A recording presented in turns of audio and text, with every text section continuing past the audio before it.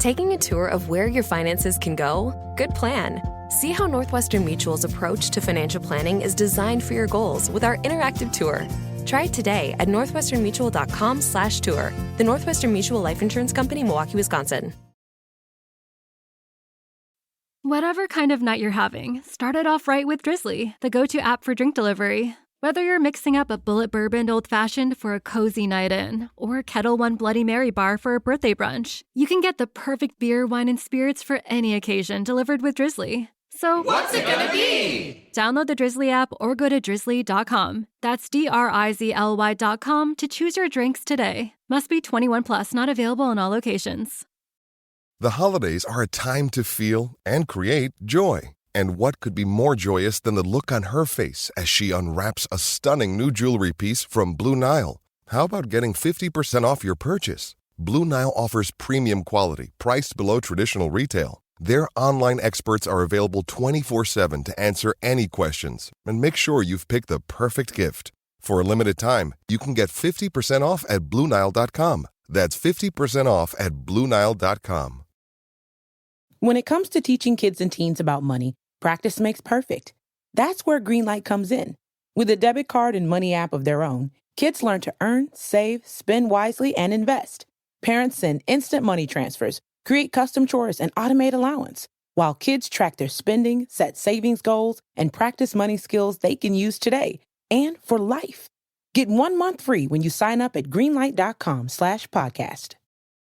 Looking for a fun way to win 25 times your money this football and basketball season? Test your skills on Prize Picks, the most exciting way to play daily fantasy sports. Just select 2 or more players, pick more or less on their projection for a wide variety of stats, and place your entry. It's as easy as that. If you have the skills, you can turn $10 into $250 with just a few taps. Easy gameplay, quick withdrawals, and injury insurance on your picks are what make Prize Picks the #1 daily fantasy sports app. Ready to test your skills? Join the Prize Picks community of more than 7 million players who have already signed up. Right now, Prize Picks will match your first deposit up to $100. Just visit prizepicks.com/play100 and use code play100. That's code play100 at prizepicks.com/play100 for a first deposit match up to $100. Prize Picks, daily fantasy sports made easy.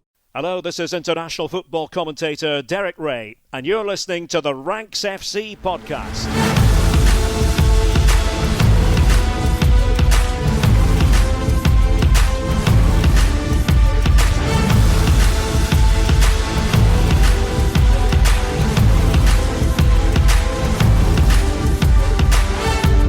Hello, Rank Squad, and welcome to Ranks FC. It's your favourite football podcast, back for another week and back in London after a weekend spent in Bilbao. It's been a wonderful weekend with these two boys. My name is Jack Collins, and I'll be your host today, and joining me is the Rank God, head of dispatch, Mr. Sam Ty. How you doing? Hello, mate. Yes, I'm very well, thank you. Good to be home, but what a weekend it was.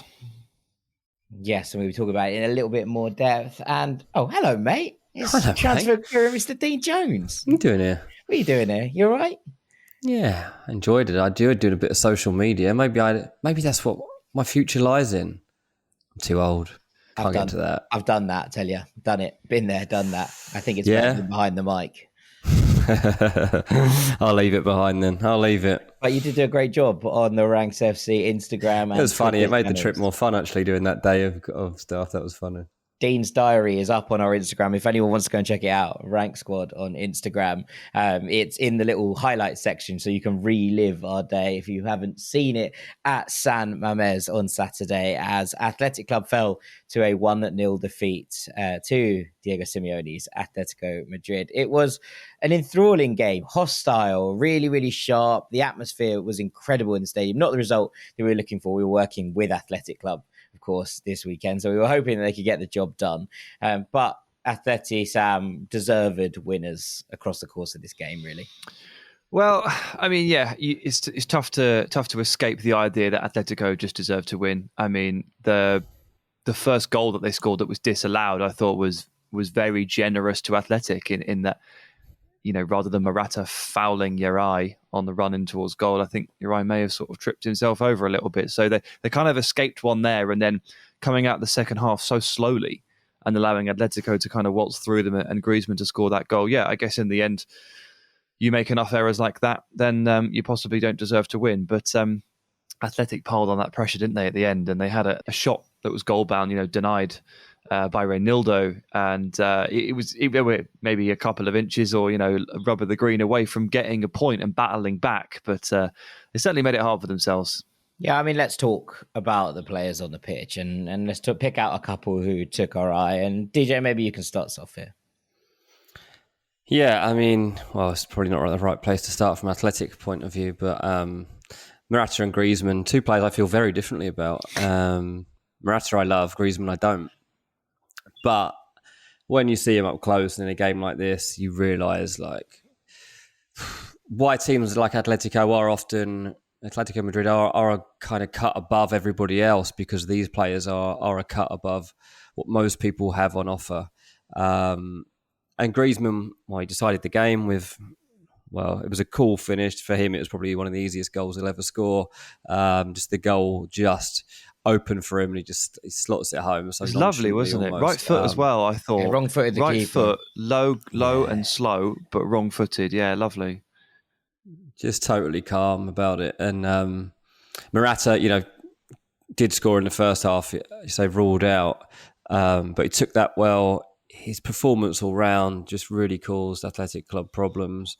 He drops deep, and then your man will go with him, and then he'll turn and spin and looking to get into the space behind that he's left open for himself. His hold-up play is very good. It's very hard to get the ball off him. Uri had a really good game, but when you're up against this caliber of centre forward, it makes life really tough. And, Atletico Madrid aren't the most exciting team in the world to watch. But, the players that are in defence and midfield are the warriors, and they'll win the ball and they'll kick people and they'll play short passes a lot of the time. And then they'll choose someone who'll be the outball merchant, and they'll ping them out there. But, Griezmann and Morata are the guys that you rely on. You should be able to rely on João Felix as well, but you can't really these days. But Morata he doesn't get to play, sadly. No. We got to see him for approximately 3 minutes. Yeah, exactly. So you don't get to see João Felix like you would have expected at this stage of his career. But Morata and Griezmann, they're special, and it is good when you get to see these players up close, because, like I say, like Griezmann, I never bought into the hype. I never put him into the very top category of footballer, but I cannot deny he's a very good footballer. And it's just great when you get the chance to see the players like this in an environment in which they thrive. Yeah, I mean, Griezmann was, I think, the best player on the park. He feels like he has that extra second on the ball. We talk about this quite a lot, Sam. The fact that he just was able to sort of stroll around, to flick it past players, to make himself that little inch of space that perhaps everyone else didn't have in what was a kind of battle of attrition in many ways, this game. So yeah, shouts out to Grizzy. He was very, very good here. I'm going to flip it because we've spoken about him twice in different circumstances and different contexts here already. But I thought Uri Alvarez was Athletic Club's best player on the night. Now, yes, he maybe got a bit lucky with the Morata goal. He maybe did trip himself up, but that was the only mistake in a game, and it didn't cost him in the end. Obviously, he was bailed out by VAR, which means that ultimately this game was pretty faultless from Uri. Now, he's a player that maybe would have slipped under the radar a little bit, one of those players that's just sort of been ticking along at Athletic for some time, and he's often, I suppose, overshadowed by his partner, Inigo Martinez, who there seems to be far more headlines about, far more hype about. Obviously came in, crossed the divide in the Basque Country for a big fee when Laporte went. And he sort of gets the limelight. But I thought Uri was absolutely sensational here, stepping up, winning the ball high up. He won his duels one-on-one. And without him, Atleti could have run riot, to be perfectly honest with you, because there were some really nice moments from Griezmann and Morata, as we say. But without Uri in here, this could have looked very, very ugly. He really did step up to the occasion. He managed to win most of his battles individually. He was covering, he was stepping out, he was doing all the kind of things you expect from a top level centre back. And then whilst there's always kind of links to players around. He did look here, I think, a cut above pretty much anyone else in an offensive mark on the pitch, with one notable exception that I'm sure Sam is going to come on to in a minute. But yeah, it was just one of those. I don't think we've necessarily talked that much about Yarai. I think he's one of those players that maybe just kind of goes about his business quietly. Now, a couple of people around the club said to me that was one of his standout performances in an Athletic Club shirt. So maybe we're looking at him having an incredible game and drawing slight, over the top conclusions from it. But I really, really was impressed. He was absolutely excellent at the heart of this Athletic Club back line. And in a game where, to be perfectly honest with you, not many Athletic players impressed too much, he very much was the leading light from where I was. I don't know if it's an overreaction, to be honest with you. I mean, again, speaking to some people at the club over the weekend and in the aftermath of the game, the kind of reaction from them was, well, yeah, we've been aware that he can do this for some time. And, we always talk about how he might be one of the great underrated players in the Spanish centre-back core, and there've been questions as to why Lucho doesn't ever really look at him and things like that, and they're asking that question. So if you're asking that question, it's got to be pretty consistently good. He's basically ended up. Well, there's also he's forced. Unai Nunez has left. He's gone. He can't get into the team. He's very much taken this control of this spot next to Inigo Martinez, and yeah, it's his, and he's good, and he's consistently good.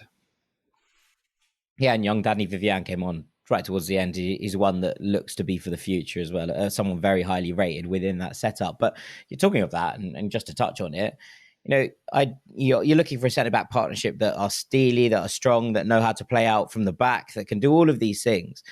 There is one just sitting there at Athletic that Spain could rely on, a partnership that knows each other very well, that is able to, step in for each other, that know each other's faults and weaknesses and are able to cover. And Spain could do a lot worse than starting this World Cup with Yarai and Inigo Martinez as a partnership who know each other, who they can rely on in the heart of this defence. Now, whether that's going to happen, I'll be very, very, very doubtful. But ultimately, it is one thing that you can look at and think, how often do we see partnerships that are built at club level go on to succeed at international level? It's things that we see in the game. And obviously, when you look back at the great Spanish sides at the turn of the decade, you're looking at that from a kind of Barcelona perspective, especially, in midfield.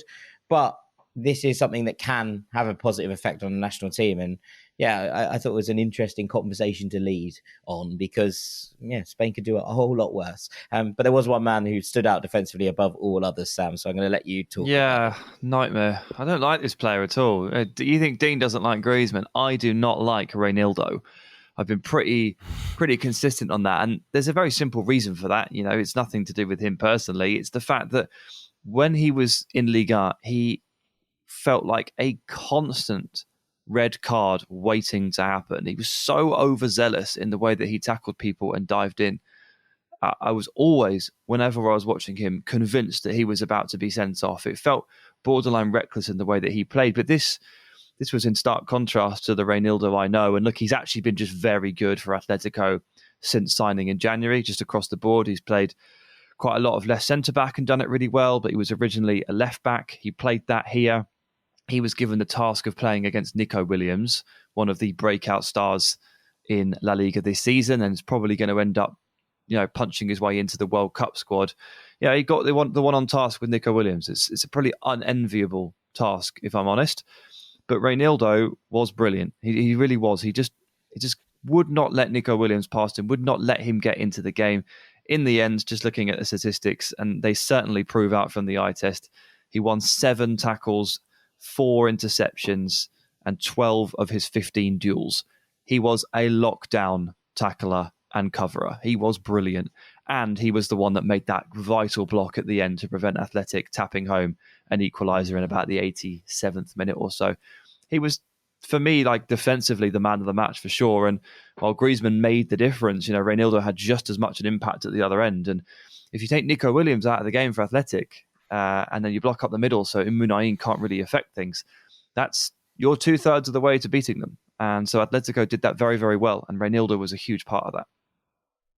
Yeah, I mean, and Athletic pulled Nico Williams off. Now, obviously, he doesn't play 90s all the time, so this isn't a massive surprise. But they stuck Iñaki out there. They were like, right, you've dealt with the younger brother. Here's it's almost like dial the evolution up. They're like threw a new Pokeball into the mix, and we're like, right, how do you deal with the big brother? You did that as well. Yeah. You know, there was a little bit down that right towards the end of the game as tired legs started to come into play, but he was absolutely sensational from minute one. And you could see the fans around us becoming more and more frustrated that Nico was getting absolutely no joy down the right-hand side. And as you say, that's such a source of inspiration and creativity for this Athletic side that when that was taken apart, they did kind of fail to put the ball into the areas where we know they can be dangerous. And Reynolds was a massive part of that. So, yeah, huge shout out to him. I think that was a fair point to make, Sam, and he probably was the key element in this defensive line that had some big names in it.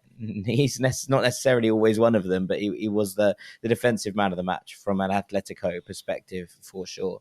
But with that, we're going to move things on, and in our main segment, we're going to be talking about the Ballon d'Or. We're going to look back at the results of what happened on Monday night and talk about a couple of the discussion points, none of which you'll notice will be regarding the fact that the main trophy was won by Karim Benzema. I think that's a fair point from everyone involved. But there were some other discussions that we had in different contexts. So we're discussing all of that and looking forward to next season already after the break. Welcome back to Ranks FC. It's time for our main segment. Sam, I'm going to hand things over to you. Yeah, I mean, look, there was no need for us to sort of sit around the microphone, say last week, and talk about who's going to win the Ballon d'Or in a week's time, because we've known for some time, haven't we, really, that Benzema was the one that deserved it, and I think we all knew really that he was gonna win the trophy. So first and foremost, I think we should say, congratulations to Karim Benzema. He was unbelievable. He deserved to win. And I've seen very little hand-wringing over this. Are you the same? Very little consternation over this. And that makes a real change, doesn't it? Because in years gone by, it hasn't really been like that. There have been some crazy decisions made at certain points. And you know what? Just a universal well done to Karim Benzema for winning it. Yeah, I mean, there can't be many arguments, I don't think. He not only won, obviously, the Champions League, La Liga, and the Super Copa with Real Madrid. He's played 46 games in all competitions. He scored 44 goals and assisted 15. Then he went on to international duty. He led France to that Nations League triumph last November, I think it was. We're about a year October ago now, we're talking. Yeah, and he scored 10 times and assisted 1 in 14 games for his country since the start of the Euros last summer, across the course of the season up to this year. 60 games for club and country, 54 goals, 16 assists, 1.26 goal contributions per game across 60 games. 60. It's consistency in its finest form. Dean, I didn't see almost any arguments that anyone else deserved this, and rightly so. This was Benzema's year. Yeah, I actually quite like a year when there's no argument over it. It's rare. It's rare, exactly, but it was so well deserved that it was just barely any point anyone else considering that they might have got it was there. Saw Mbappe was booed as he turned up, but probably think he shouldn't even bother going. Maybe just getting used to what the atmosphere feels like, because it's only a matter of time, isn't it? But Benzema, especially at this stage of his career, more than deserved. There was all those years when he probably would have been in the running if it wasn't for a couple of other lads who were good at football. So yeah, I'm pleased for him, and he has been unbelievable, and he even shows that, again at the weekend in the Classico, making the difference in that. Yeah, I mean, I think this is it, isn't it? He's been so good, and it's refreshing to see the lack of arguments around it. Some interesting places in the podium as well. Sadio Mane obviously won a cup double with Liverpool, and also led Senegal to AFCON champions, which was impressive in his own right. And Kevin De Bruyne came third, won the Premier League with Manchester City. His assist total last year was off the scale. So we're looking at that and thinking, right, this is a very fair top three. I don't think there was much to be argued with really across. No, but look, it's a big ceremony where we hand out awards to footballers. We weren't going to escape controversy entirely, were we? And I think where people were sort of roughly okay with what happened in the Ballon d'Or, they turned their attentions very sharply to the Copa trophy for the best player under the age of 21 to play last season. This is where people started arguing. And I guess I can kind of understand why, say, for example, Arsenal fans would be pretty annoyed that Bukayo Saka ends up in 8th place in the Copa trophy. You know, you've got Ryan Gravenberch ahead of him, who just wasn't better. Josko Gvardiol, who wasn't better. And then you've got Nuno Mendes, you've got Jude Bellingham, you've got Jamal Musiala, Eduardo Camavinga, and Gavi. And that's a really strong top 5. I think Saka's probably on par with those. But maybe he just falls down a little bit because ultimately he wasn't playing top-level football because he wasn't playing in the Champions League. And you know what? Actually, last season, Arsenal didn't play any European football. So he didn't even get to play Europa League football. And maybe that factors in. But Gavi as number 1 has also caused some arguments. I don't know how to feel about this. How do you guys feel? It's a strange one, isn't it? It's one of those. I think it's relatively deserved. I don't think anyone's out here arguing that Gavi isn't an absolute superstar in the making. Obviously handed to him by Pedri, and there were some really nice comments that I liked a lot from Pedri. He was like, "Yeah, I hope we play together for the rest of our careers." You're like, "Okay, cool. We're doing one of those, are we?" That's a nice touch. But you know, I think obviously Camavinga coming second. Camavinga was excellent when he played last season, but how much did he actually play? Real Madrid will say, well, we managed his minutes properly. That's what we're supposed to do with a young player. You know, you're supposed to bed them in nicely. You're not supposed to wring them like a tube of toothpaste, like Barcelona did with Pedri the season before, because it knackered him out. And, you know, it wasn't nice to see. It was a player who looked like he was absolutely burnt out at such a young age. Gavi's been managed a little bit better, I think, although his influence on this Barcelona team remains incredible. And we saw that from when he came on in the Clasico at the weekend and immediately provided that bite and thrust that Barcelona have been really lacking throughout the entire game up to that point. So I don't have major problems with Gavi winning it because I think he's excellent and I think he put together a really good season. But I'd imagine if you're Jude Bellingham, you go, I am literally the heartbeat of this Dortmund side. You know, where's my flowers? I can imagine that he's a little bit put out by only coming fourth because, you know, there's an element there. You look at it and go, well, I don't know much more Bellingham could have done. He could have played for Barcelona. That's the problem, isn't it? That ultimately is probably the flaw in it. It's that he plays for Borussia Dortmund. Like, not like they're a small club or anything, but it usually is somebody that plays for Real Madrid or Barcelona or very close to that level that comes away with an award if they are close to being deserving of it. Like that's ultimately, I think, what it comes down to. I'm with you. Just a quick question, Jack. You probably know the answer. Is Pedri ineligible because he's already won it? Is that the thing? I think I don't know if there's a hard and fast rule, but I think they try to keep the Copa relatively fresh.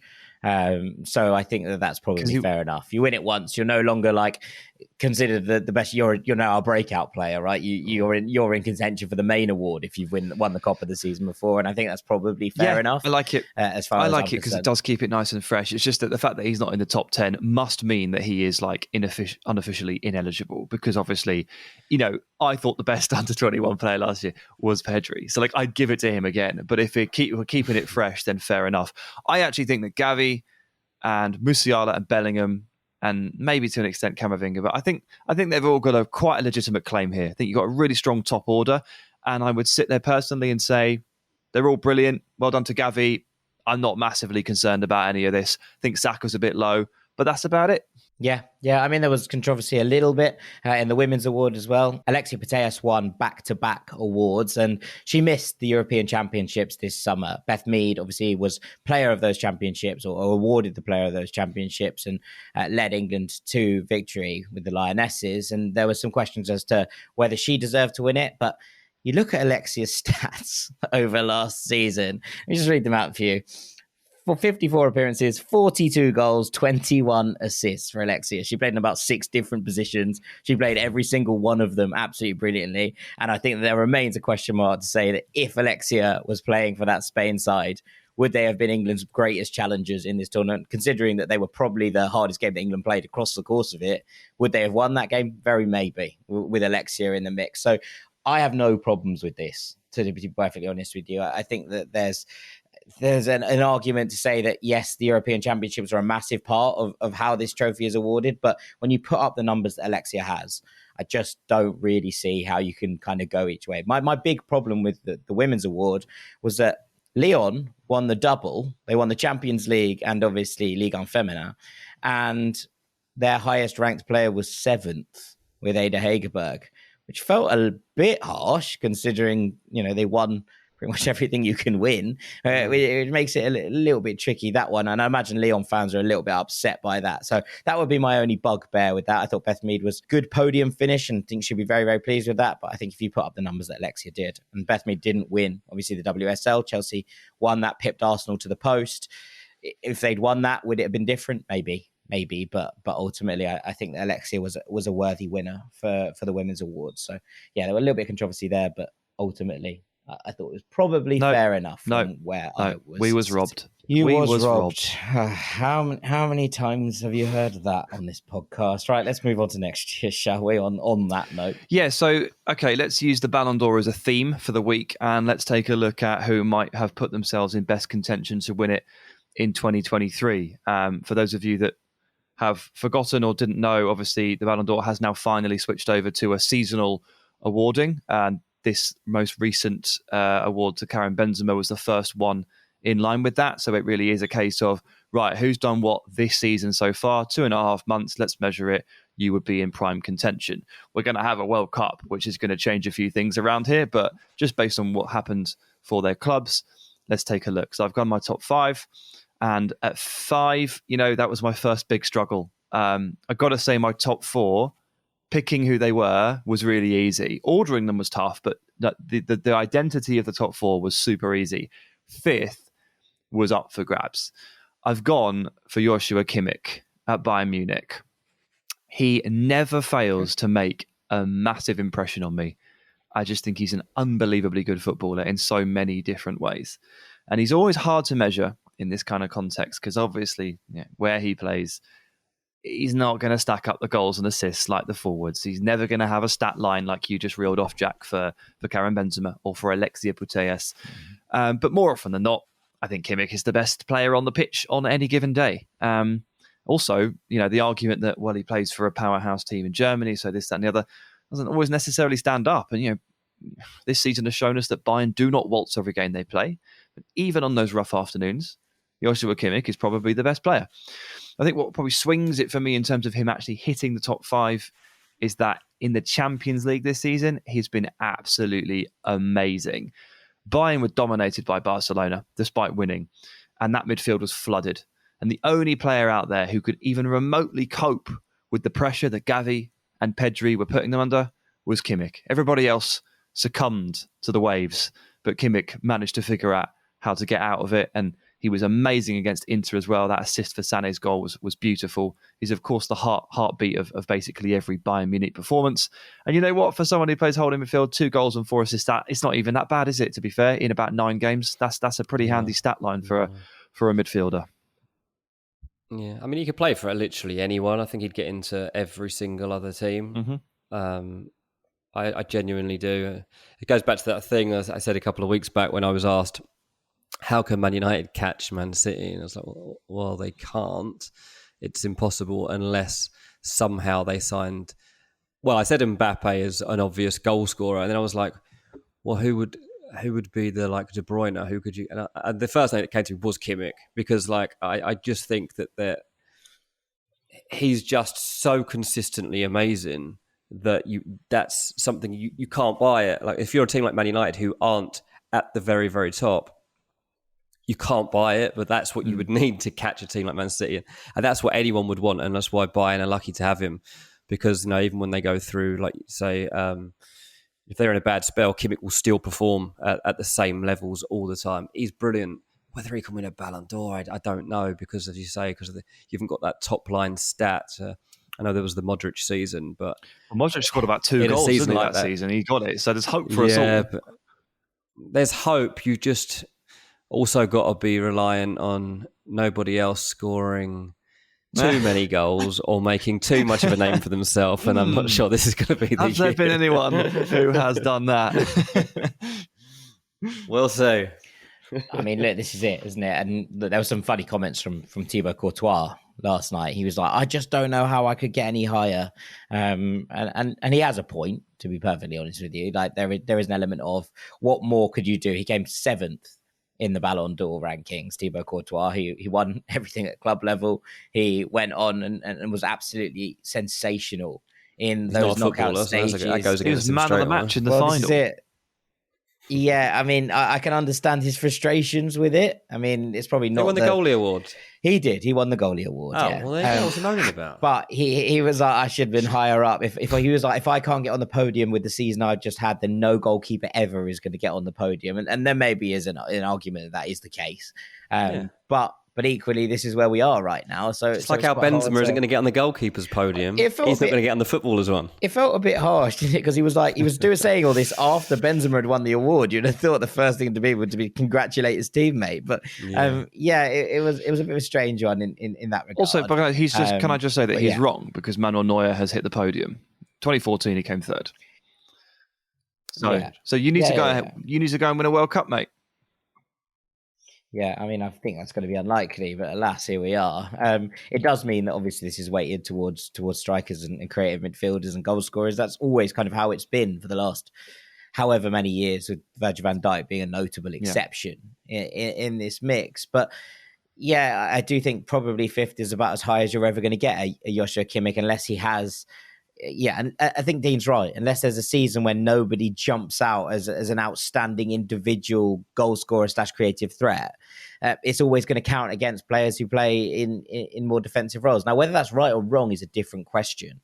This is ultimately an award given out by a magazine and voted for by journalists and players. It is ultimately going to always have those conditions attached to it, considering the era we've just had and the numbers put up by Cristiano Ronaldo and Lionel Messi.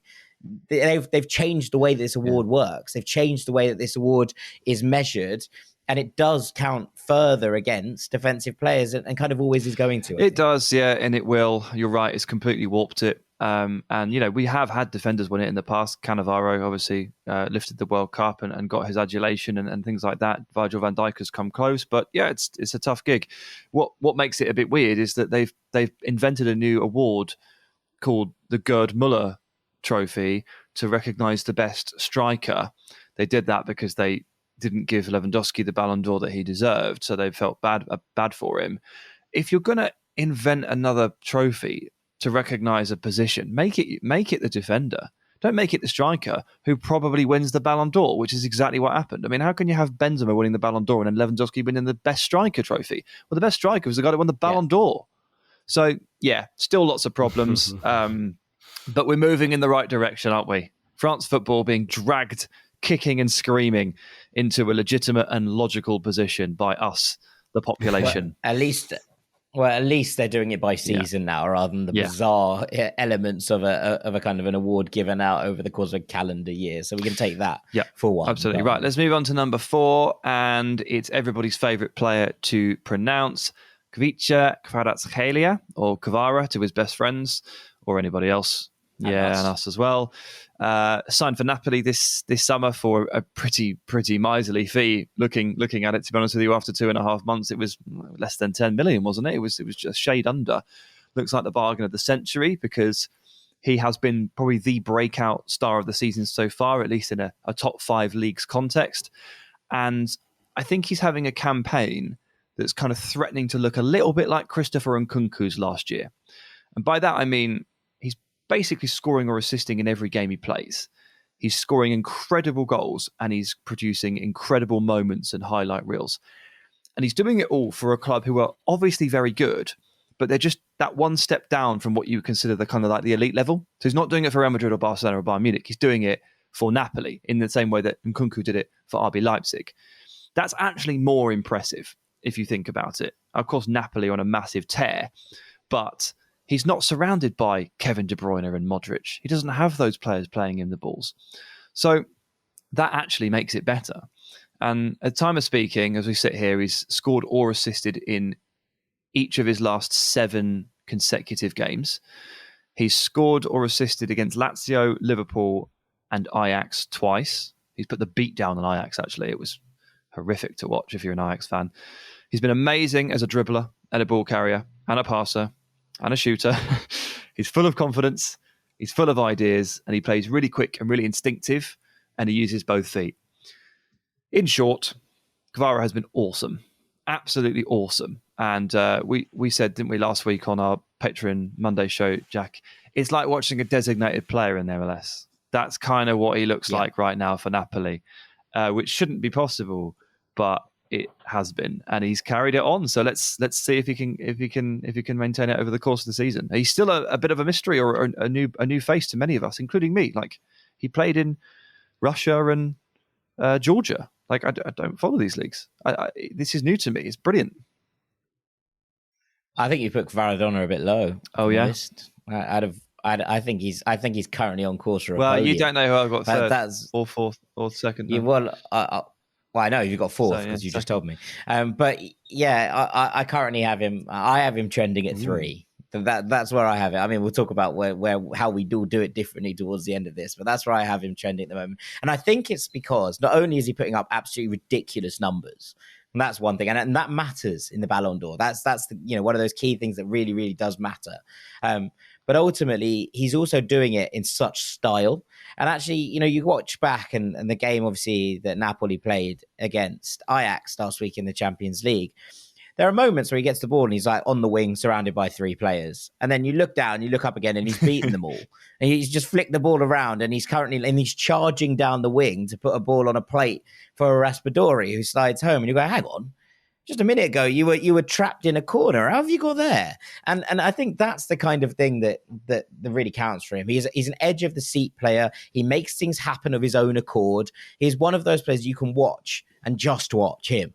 And that is remarkable in this team, because there's a lot of very talented players. Yes, you said that he wasn't getting a De Bruyne passing him the ball, or a Modric, but this is a team with some very, very good players in it, and they are all looking to him, a young, new signing who's come in to replace a club legend. And already it's like, when Napoli's struggling, it's like, give Guerrero the ball and see what happens. And that is remarkable at 1, his age, and 2, the fact that he has joined a new club and this is where he's going at. Now, look, he might drop off towards the end of the season. We don't know how this is going to pan out, how this is going to play throughout the course of 2022-23. But right now, I think he might well be the most exciting player to watch in the world. And that is stunning. He might drop off, but right now, as we assess what's happened so far, it doesn't matter, does it? All we know right now is that he's brilliant, he's been great, and he deserves a spot here. In the unretire the Tensha. In the actual Ballon d'Or stakes, come the end of the season, like, he's probably going to get hurt by the fact that, first of all, as Dean said, he doesn't play for one of those true elite Spanish clubs or whatever. And also, he's not going to be going to the World Cup, so he doesn't get the opportunity to make that kind of splash. So that's going to hurt him. But, first and foremost, like, to even be in this conversation and be in this list is absolutely incredible, considering the jump that he's made. I just think in some cases, right now, I think Napoli are the best team in Europe. And Dougie Critchley, friend of this pod, tweeted it last week. He said, right now, on form, do you make Napoli favourites for the Champions League? Now, we know that's not how it works, right? I'm not suggesting that Napoli are going to win the Champions League, although they do have a shot, or especially playing the way that they are. But right now, I think they are probably the best team in Europe. And that is incredible, considering where they were and what happened over the summer. And he is the key jewel in that. So if Napoli were to win Serie A, if they were to make a deep run in the Champions League, and if Guerrero was to keep up the form that he is currently showing, I think there's no reason he can't be on the podium next year. There you go. You're just doubling down on your Napoli love, aren't you, from the start of the season? He's like, all eggs, one basket. You know me. You know me. Full of passion. Right, into number 3.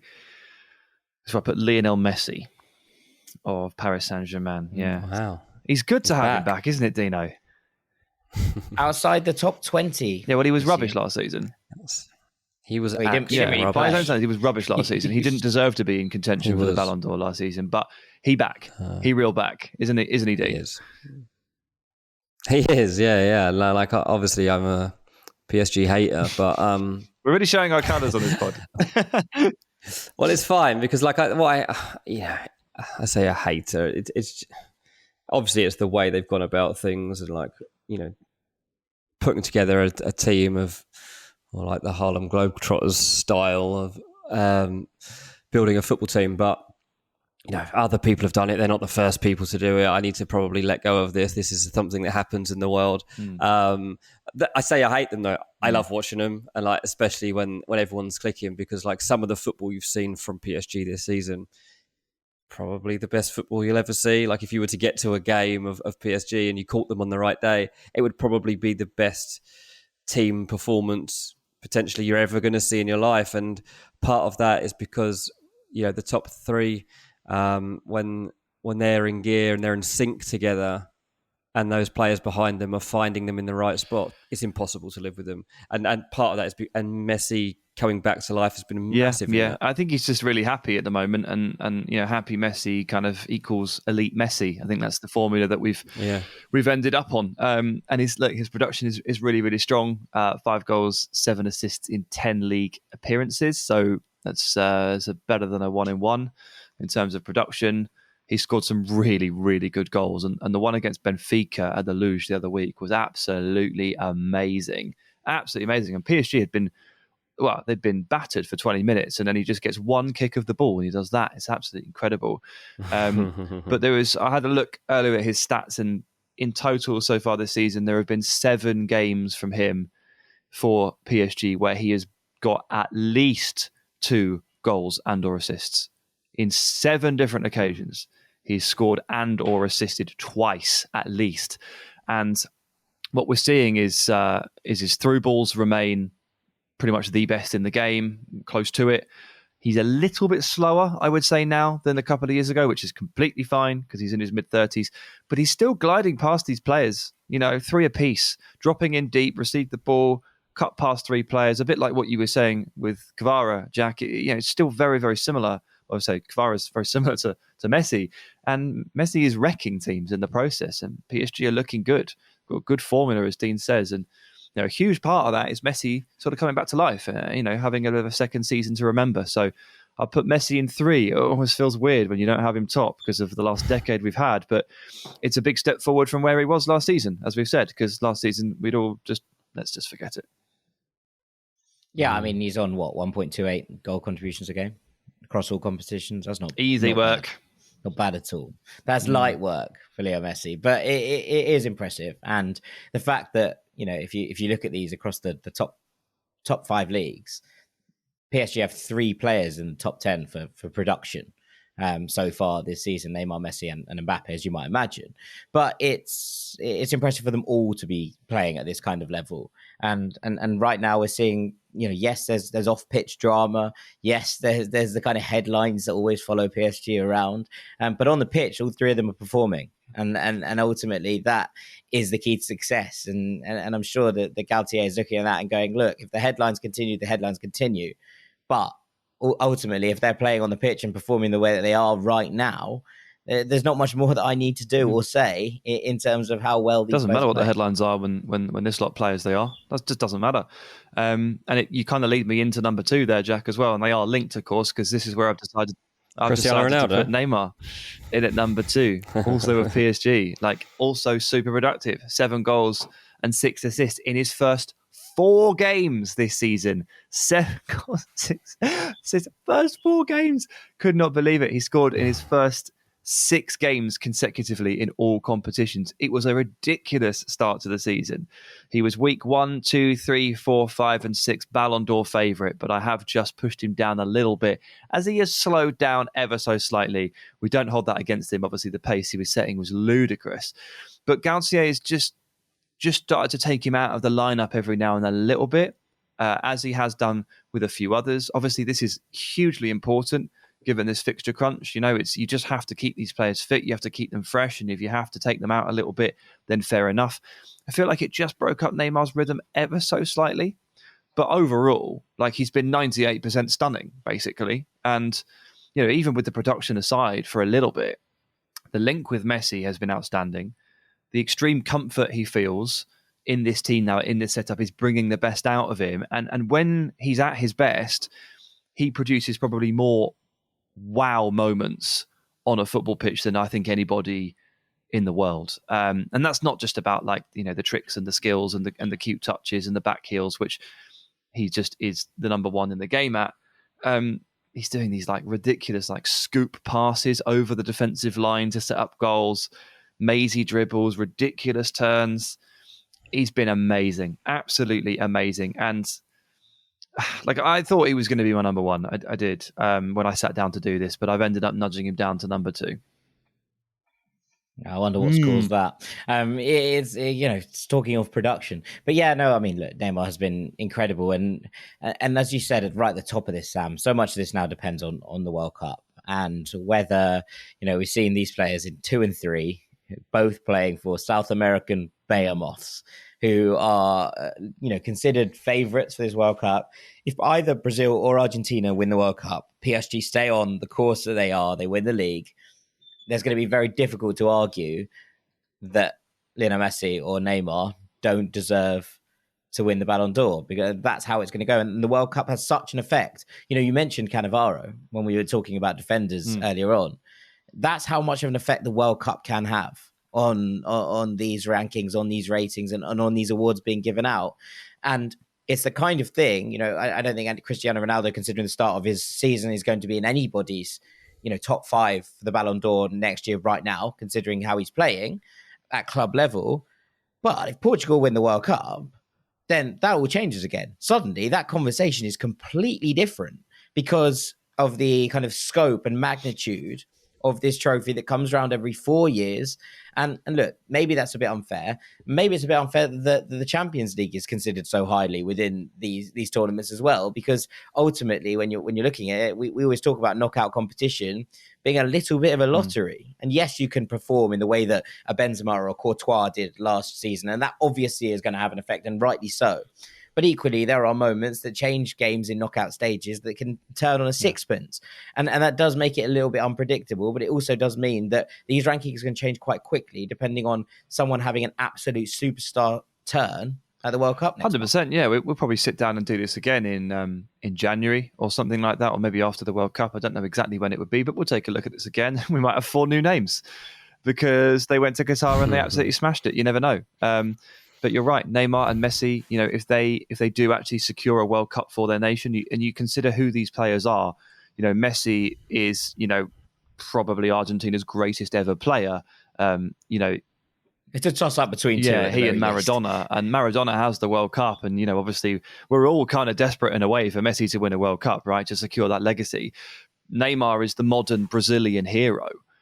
He set all sorts of records. He's beloved by the nation. They're also desperate for him to do that. And if you were a Ballon d'Or voter and Messi or Neymar finally brought that trophy to their nation and almost fulfilled their destiny as the modern hero of the nation, you'd feel compelled to vote for them, wouldn't you? No matter what else happens, the narrative is so strong; it's sweeping you out to sea at this point. So, the power of Jules Rimet compels you. I can see it happening. Let's see what happens. I mean, it's a much more fun conversation come January if neither of these two gentlemen lift the World Cup.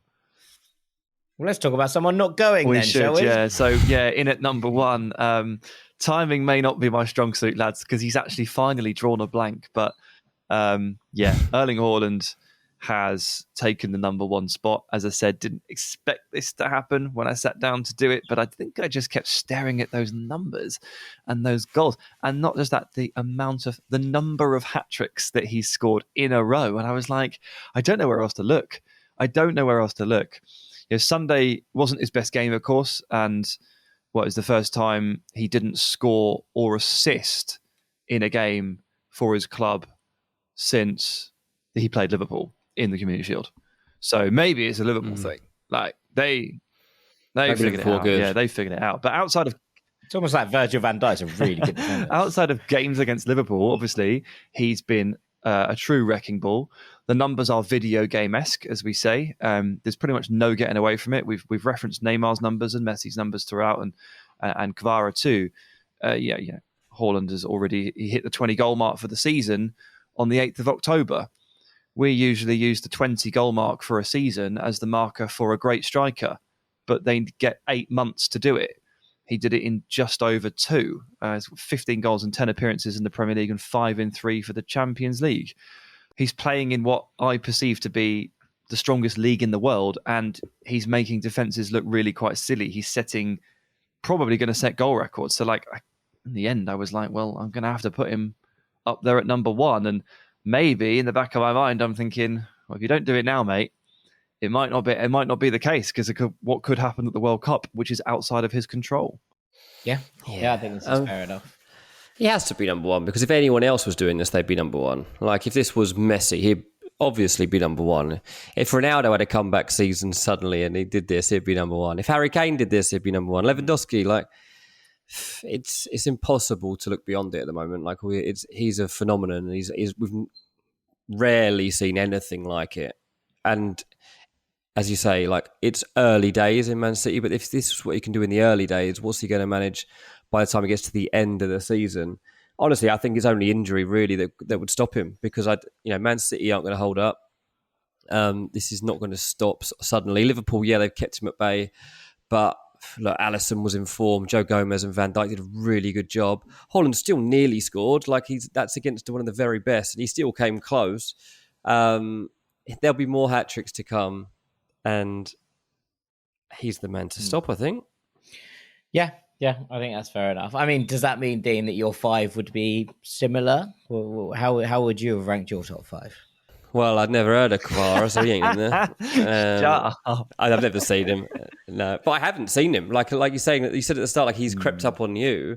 I reckon most people that probably listen to this podcast, haven't seen him, and that's madness. We're saying Haaland at 1. I think that is as big a surprise for me, to be that high up in a Ballon d'Or ranking when you're new to the scene. I mean, he's had a game against Liverpool, so a lot of people would have caught him there as well, but maybe only 1 or 2 doses of him for sure. So it is a bit of a surprise. Yeah. I mean, look, the guys that I have unfortunately left out when I was trying to pick my 5, I basically ended up ruling out Lewandowski because he blew too many chances in that game against Bayern Munich, and Barca should not be in this position. He also missed a bad one in the Clasico, and if I'm sat here talking, he doesn't know that. If I'm sat here talking about big moments from big players and excelling in the Champions League and using it as a criteria to put, Joshua Kimmich in, to praise Messi and Neymar, I think I have to hold that against Lewandowski ever so slightly. So he's a top 10, but he's not a top 5.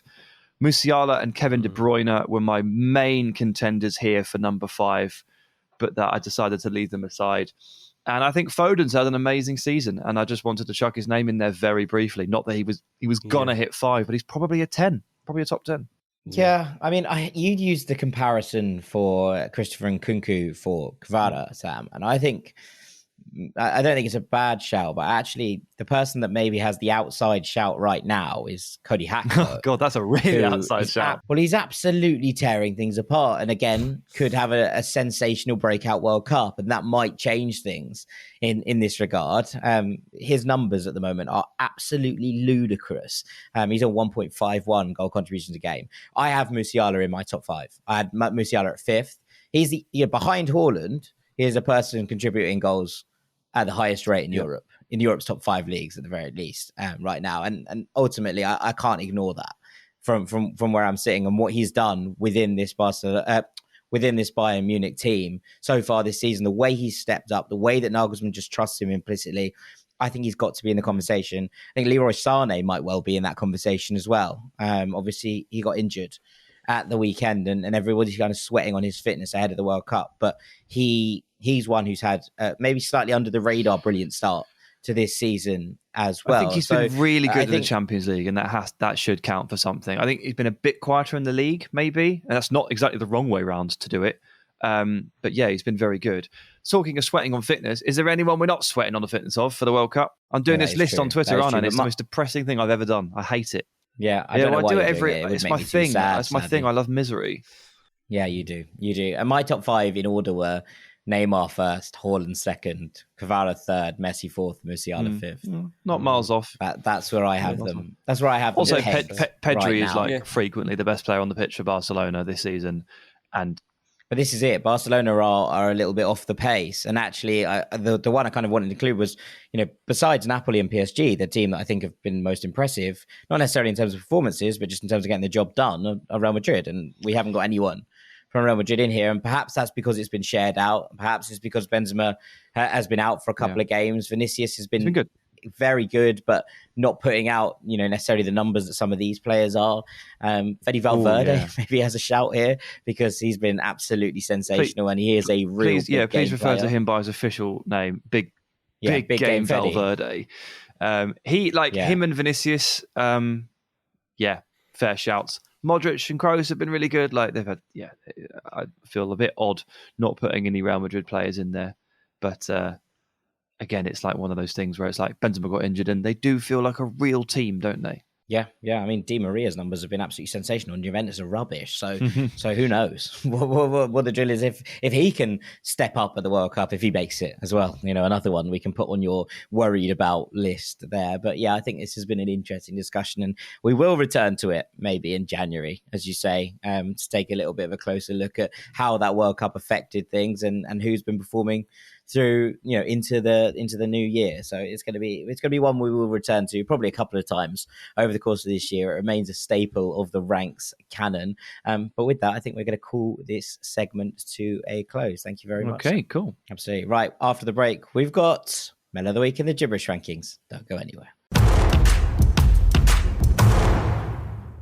Welcome back to our third and final segment here on Ranks FC, and it's time for everybody's favourite time of the week. Dean Jones, the floor is yours. It's time for Melon of the Week. This week's Melon of the Week is Brendan Rodgers. Okay, so Brendan, not in a great place this season with Leicester, and after their 0-0 draw with Crystal Palace at the weekend, he claimed his players were probably a bit slower than he would have normally wanted due to the heat and the early kickoff. Now, what? Yeah, this is what he said after the game. I think the performance was good. I think with the heat and the 12:30 start, though, it was a bit slower than we probably would have wanted.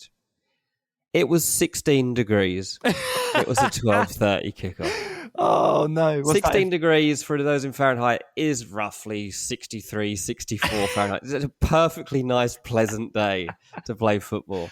This is a manager feeling the pressure and finding anything he possibly can, even a few beads of sweat on one of his players, as an excuse as to why things are going bad and why they have 5 points after 10 games, the worst start to a season since 1983. A reason why all the fans are protesting against him in the stands. They've got banners, they're shouting for him to leave.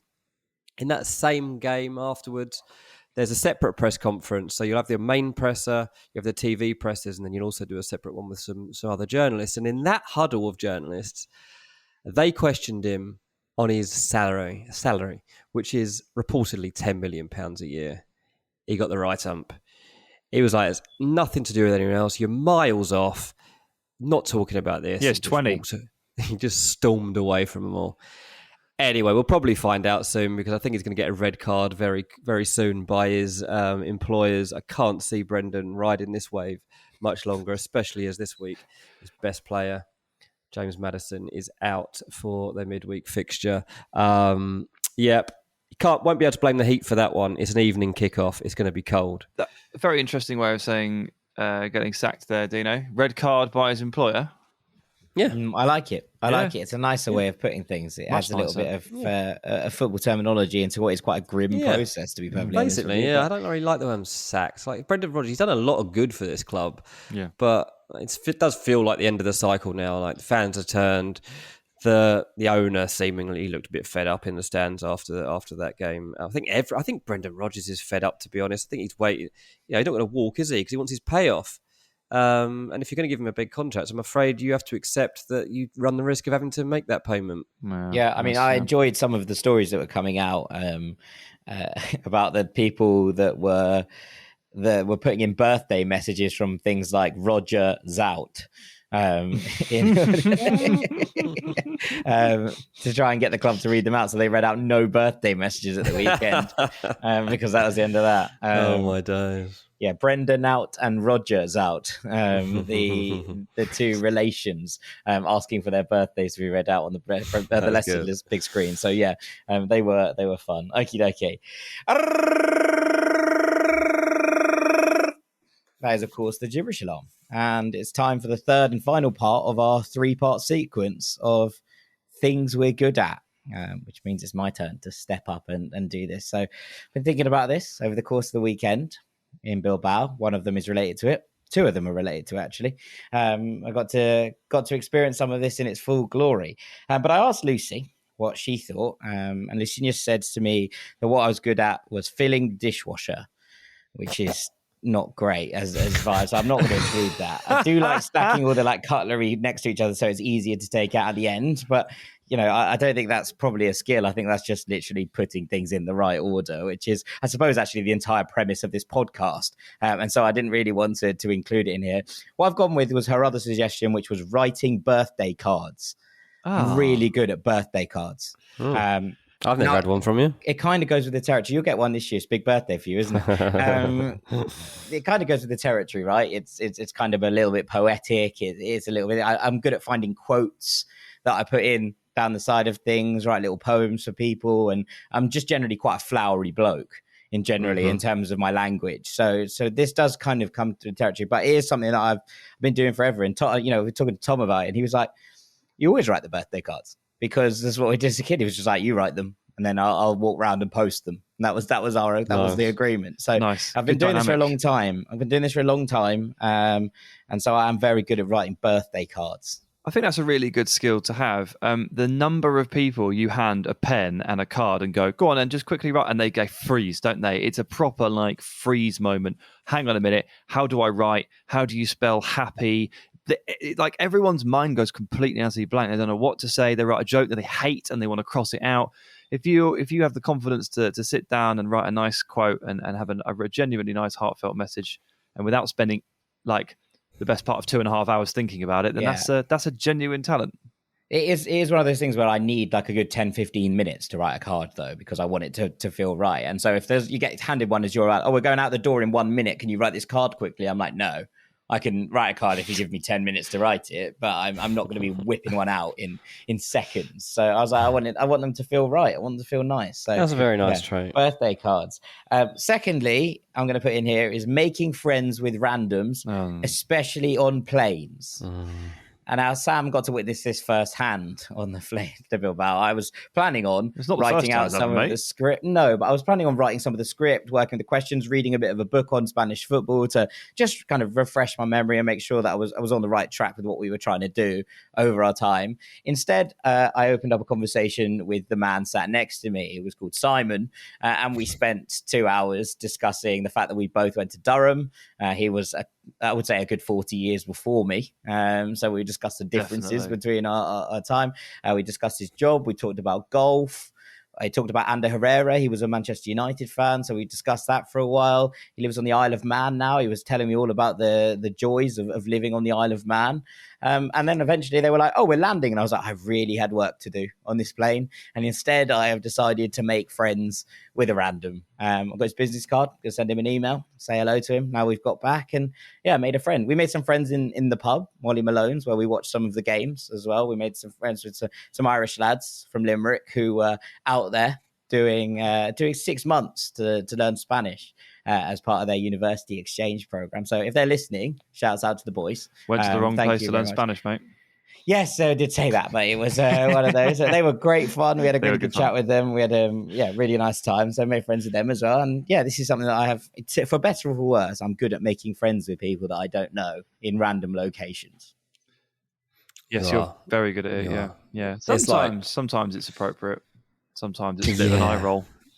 Yeah, I mean, it's something I personally can't be asked with, but I guess it's a nice thing to have behind you. I can imagine it's quite annoying for everyone else a lot of the time because like you'll be there and you'll be like, who's this random person that Jack has brought along? And you'll be like, I just met him outside. I was just going for a walk around the block. I've never done that. I've just never done that. But these two things you brought up so far, they're directly linked. They go hand in hand. You're very good and very happy to speak to people and make friends because you genuinely like people and you like talking to them. That's not a trait that anybody else has. Now, to write someone a nice birthday message in a birthday card, you're going to have to really like them, which no one actually does. So that's why everyone freezes up when they have to write a message because actually they think they're a scumbag. But you like them. And because you like people, you make friends. Yeah, there we have it. And third is it unrelated, but we got another taste of this weekend. I've got an incredible sense of direction. Except for when you get lost. But I don't get lost very often. This is the thing. And on our adventures as Ranks FC, we have spent some time in various cities. We've been lucky enough to visit various locations and watch football matches. And I'm really good at building a mental map of a city in my head very quickly. Understanding where things are, where landmarks are, and vaguely knowing which direction to go or which direction is home is the important one, right? When you're just sort of wandering around at 2 a.m. and be like, where do we live? And so being able to kind of sniff that out and work it out is a trait that I think is quite useful and probably the one that has helped us out most on our excursions away from the UK. But yeah, my sense of direction and ability to walk in the right direction for what we're trying to get to remains very strong. So I would say that's probably my strongest trait on earth, really. Just good at like sniffing out the right direction to follow. Yeah, generally it's very impressive, isn't it, Dean? We've seen it multiple times now.